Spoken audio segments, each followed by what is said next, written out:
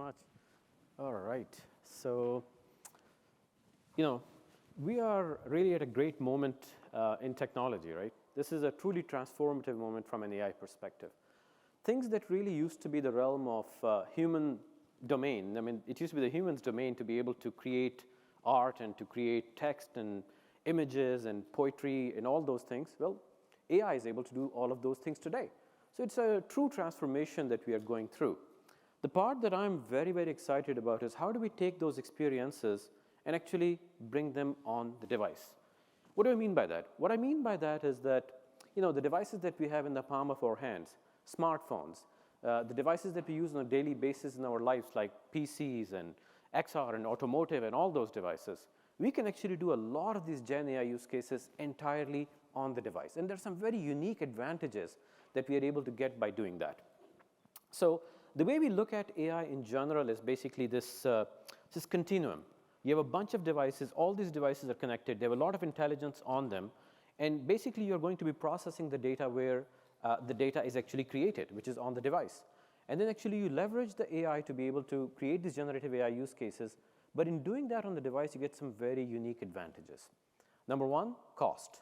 I think if you've been looking at some of the news that's coming out nowadays, people are starting to realize it actually costs a lot of money to be able to run these devices on large graphics engines that are burning hundreds of watts of power.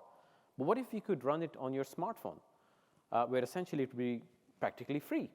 And that really changes it. It basically allows us to democratize these experiences, which is something that's extremely difficult at this point in time.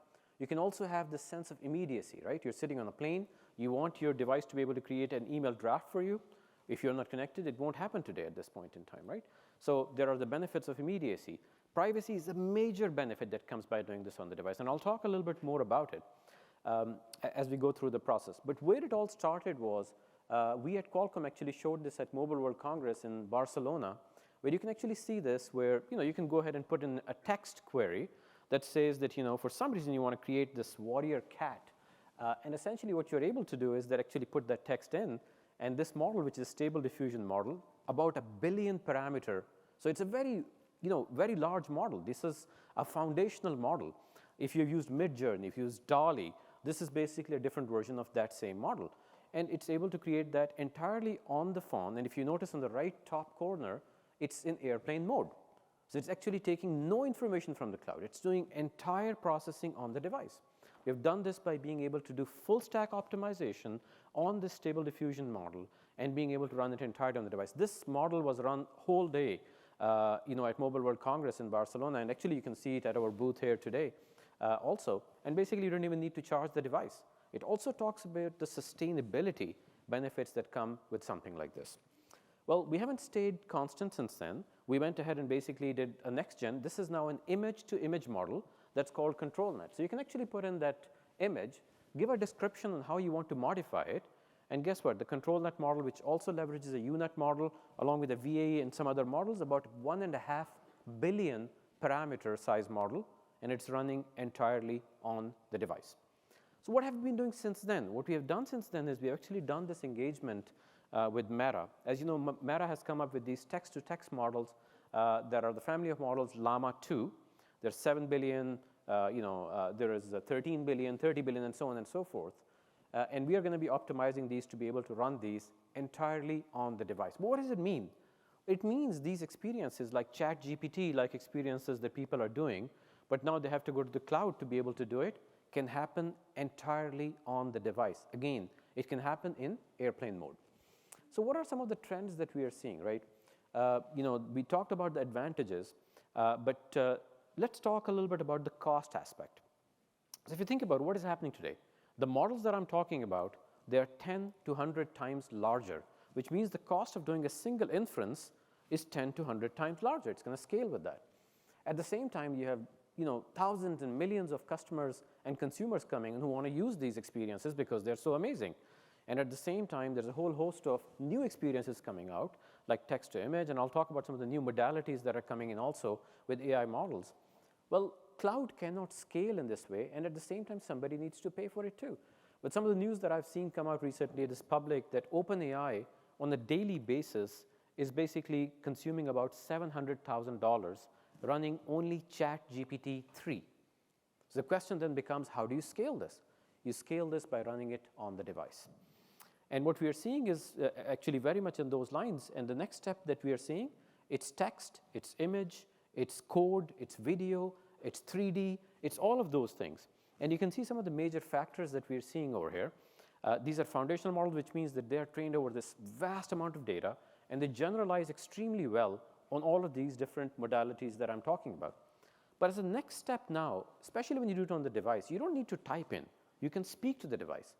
Again, it changes the way that we engage with our devices.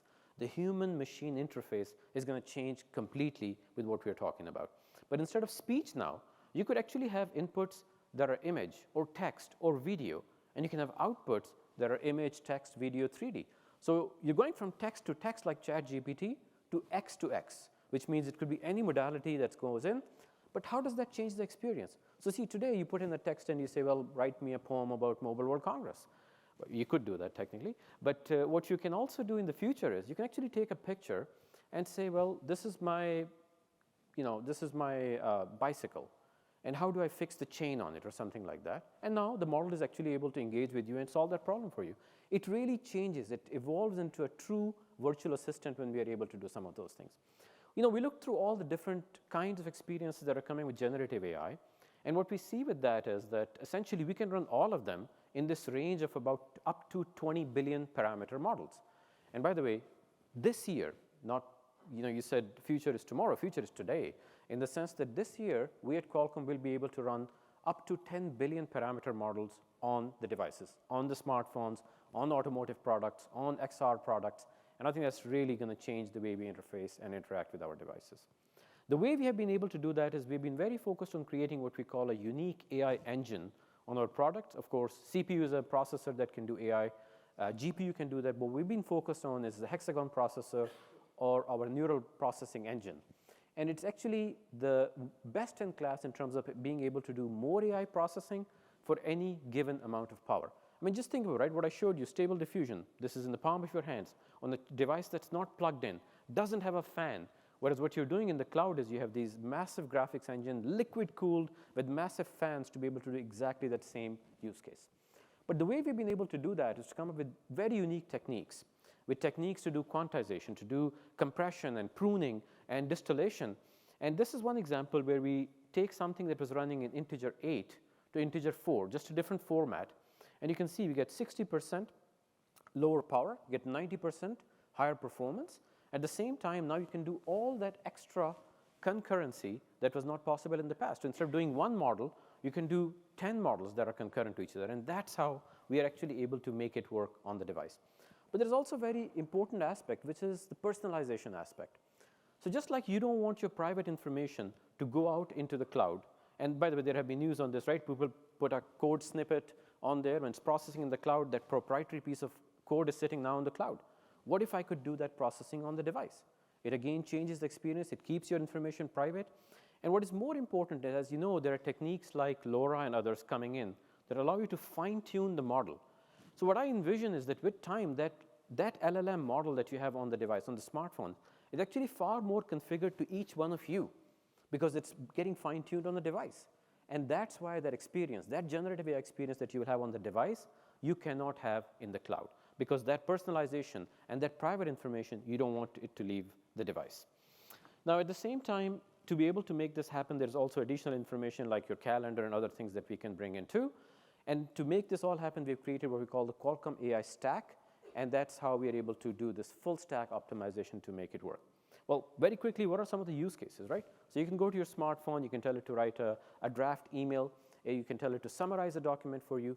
But more importantly, what if you had a virtual assistant on your smartphone that basically takes care of a whole experience? You can just tell it, hey, reserve this restaurant for me by that time. It can go to Yelp, figure out what's happening. It can find out the path to go there. It can go to the application for the restaurant and actually get that all done. So the way we interact with our devices is going to completely change because of the application of generative AI.